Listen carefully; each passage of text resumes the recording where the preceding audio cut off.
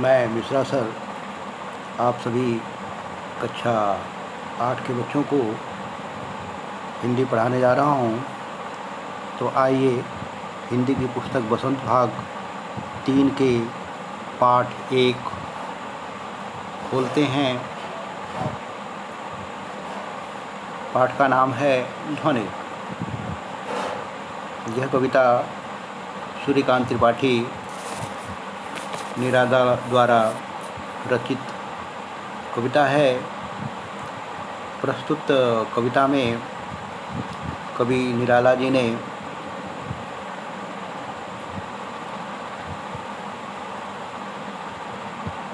कलियों के पुष्पों के बारे में बताया है कि रात्रि भर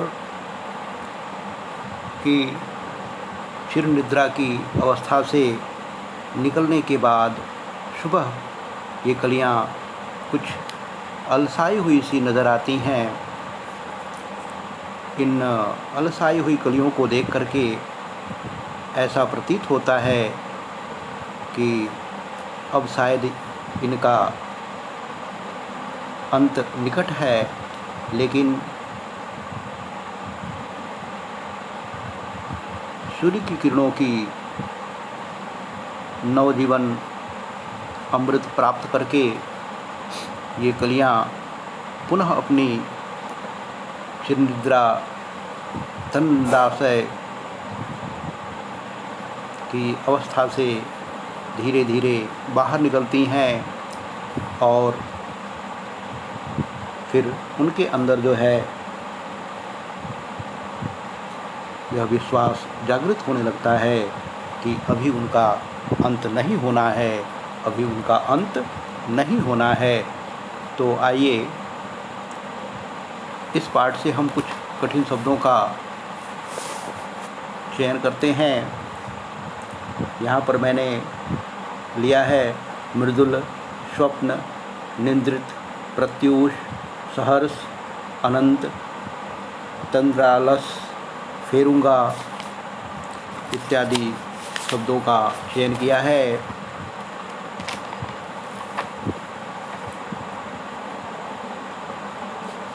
तत्पश्चात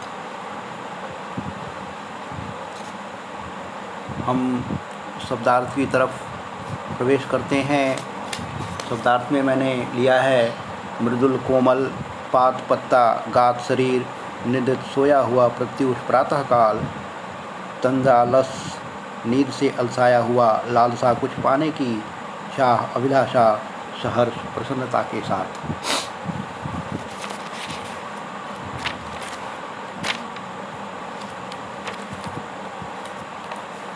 इसके बाद हम आपको कविता की ससंदर्भ व्याख्या की तरफ ले चलते हैं। पहला जो मैंने लाइन यहाँ पर लिया है, पहली जो कविता संकलित किया है यहाँ पे, वो है अभी न होगा मेरा अंत, अभी अभी ही तो आया है मेरे वन में मृदुल बसंत, अभी न होगा मेरा अंत। संदर्भ प्रस्तुत काव्य पंक्तियाँ बसंत भाग 3 में संकलित ध्वनि नामक कविता से ली गई है, जिसके रचयिता सूर्यकांत त्रिपाठी निराला जी हैं। व्याख्या। इन पंक्तियों में कवि सुंदर प्रभात बेला में नींद से अलसाई हुई कलियों को जगाने का वर्णन करता है। आत्मविश्वास से भरपूर कवि अत्यंत विश्वास के साथ कहता है कि अभी उसका अंत नहीं होगा, और इस विश्वास का कारण बताते हुए कहता है कि उसके जीवन में अभी अभी नए और कोमल वसंत का आगमन हुआ है। इस वसंत के आगमन से उसका उपवन हरा भरा हो उठा है। इससे कवि का जीवन भी खुशियों से भर उठेगा और उसका अंत कभी नहीं होगा। दूसरा जो पैराग्राफ मैंने लिया है, हरे हरे ये पात, डालियाँ कलियाँ कोमल गात, मैं ही अपना स्वप्न मृदुल कर फेरूंगा निंदित कलियों पर, जगह एक प्रत्युष मनोहर। संदर्भ मेरा पूर्वत है व्याख्या बताता हूँ। बसंत के आगमन से, आने से पेड़ पौधों में हरे हरे पत्ते, नई डालियाँ, कलियाँ आ जाने से उनकी कोमलता बढ़ गई है। अर्थात पत्ते, कलियों, टहनियों के अभाव में ये पेड़ कितने कठोर लगते थे, लेकिन अब ये पेड़ कोमल शरीर वाले हो गए हैं। रात भर सोने के कारण नींद से बोझिल इन कलियों पर कवि अपने स्वप्न भरे कोमल कोमल हाथ फेरना चाहता है। ऐसा करके वह इन कलियों को जगाते हुए एक नए मनभावन प्रभात अर्थात सुबह को संदेश देना चाहता है। इसके पश्चात मैंने जो अगला पैराग्राफ लिया है, पुष्प पुष्प से तंद्रालस लालसा खींच लूँगा मैं, अपने नवजीवन का अमृत सहर्ष सींच दूँगा मैं, द्वार दिखा दूँगा फिर उनको, हैं वे मेरे जहाँ अनंत, अभी न होगा मेरा अंत।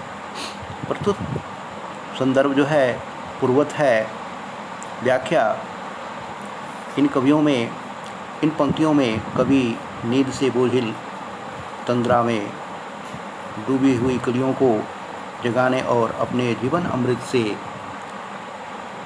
सींचकर हरा भरा करने का वर्णन करता है। कवि अपने कल्पना का वर्णन करता हुआ कहता है कि कलियां नींद में बोझिल तंद्रा से उत्पन्न आलस में डूबी रहना चाहती हैं। वह उनके आलस में डूबने की लालसा को छीन लेना चाहता है और अर्थात अलसाई कलियों को जगाना और खुशी खुशी उन्हें अपने जीवन के अमृत से सींचकर हरा भरा करना चाहता है, जिससे कलियां फूल बन सके और अपनी सुंदरता एवं महक बिखेर सके। इस प्रकार हरी हरी रंगीन कलियों और खिले हुए फूलों को कभी वह दरवाज़ा दिखाना चाहता है जहाँ उसके जीवन का हसीन संस्कार पैदा हुआ है, जिससे उसके जीवन का उपवन भी फूलों की महक से भर उठेगा। इस तरह उसका अभी अंत नहीं होगा। तत्पश्चात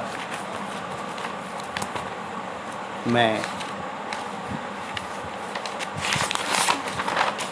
पाठ के प्रश्न अभ्यास की तरफ ले चलता हूँ।